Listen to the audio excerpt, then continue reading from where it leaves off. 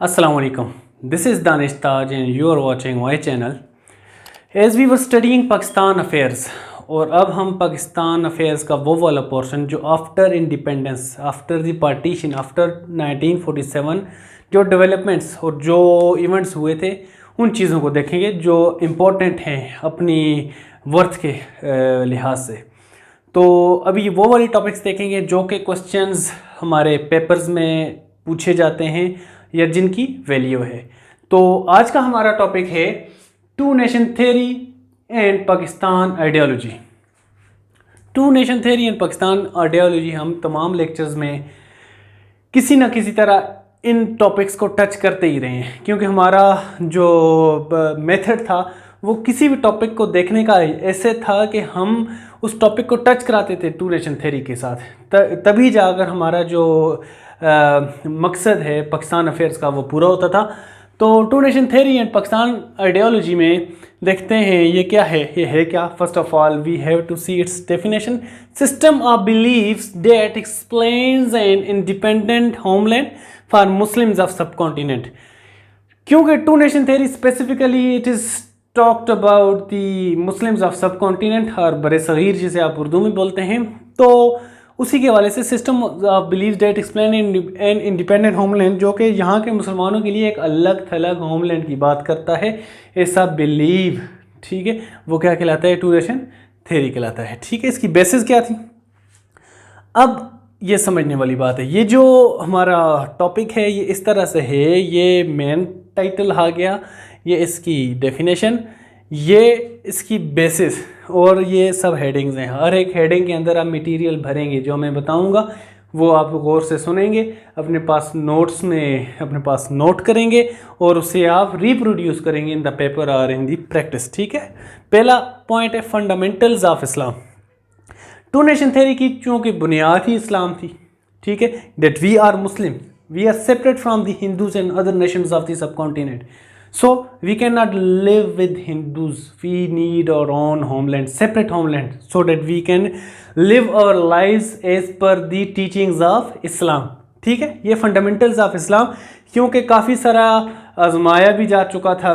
जो partition of Bengal थी उसमें हिंदूज़ का बिहेवियर एंड 1937 की जो मिनिस्ट्रीज़ थी उसमें हिंदूज़ का बिहेवियर, नेहरू रिपोर्ट में हिंदूज़ का behaviour, Congress by Hindu I mean Congress and Hindu leadership of subcontinent. ठीक है, तो ये सब कुछ देखते हुए ये एंड पॉइंट था कि हम इनके साथ नहीं रह सकते।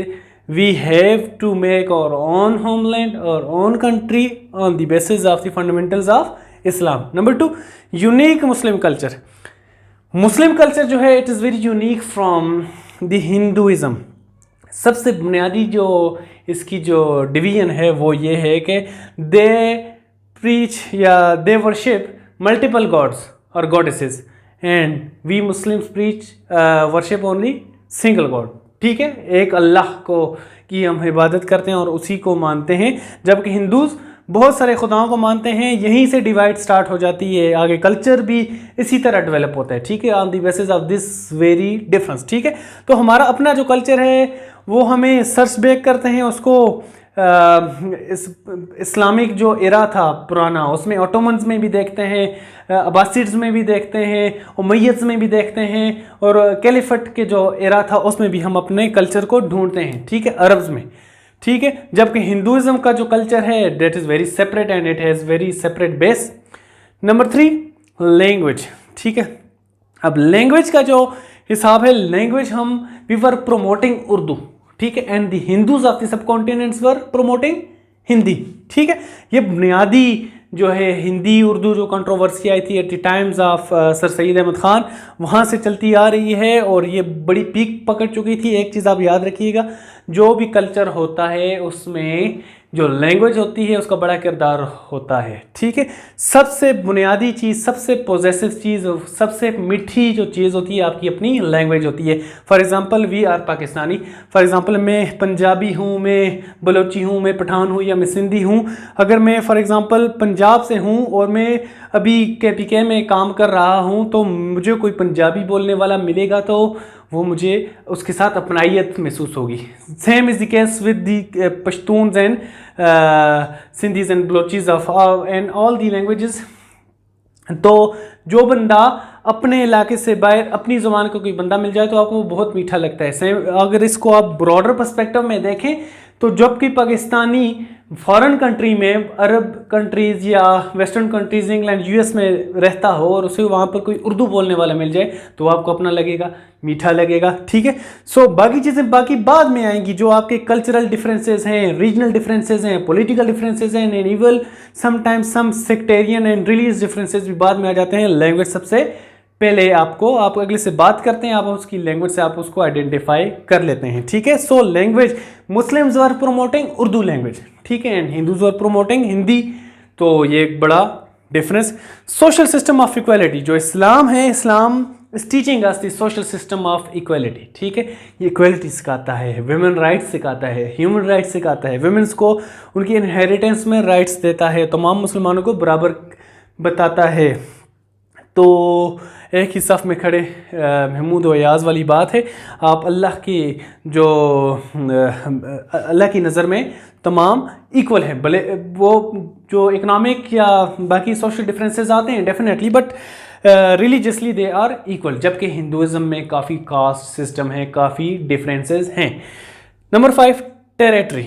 अब टेरिटरी जो है ये एक बड़ा मैटर करता है। मुस्लिम्स को इसके लिए एक टेरिटरी चाहिए थी। मैं आपके सामने एक कोटेशन रीड करता हूँ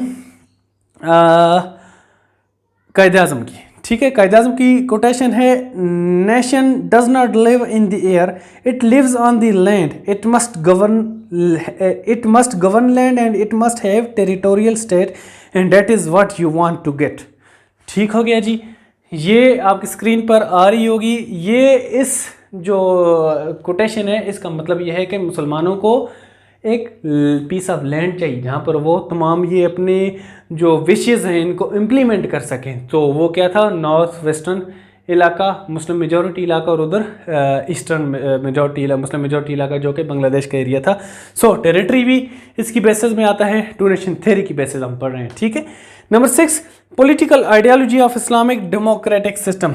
जो इस्लाम का जो डेमोक्रेटिक सिस्टम है वो हम we trace back that in the caliphate and Arabs. ठीक है, जो हमारा इस्लामिक डेमोक्रेटिक सिस्टम है that is a bit difference.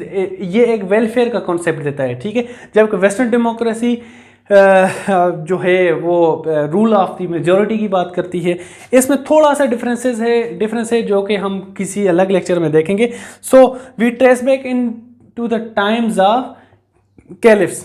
ठीक है जी, तो ये आइडियोलॉजी का हमारा डिफरेंस है। And at the end two nation theory हम हर चीज़ में इसको आइडेंटिफाई करते हैं that we are separate, we can not live together, we need our own separate homeland. ठीक है, सो इसमें आपने कोटेशंस डालनी है जी।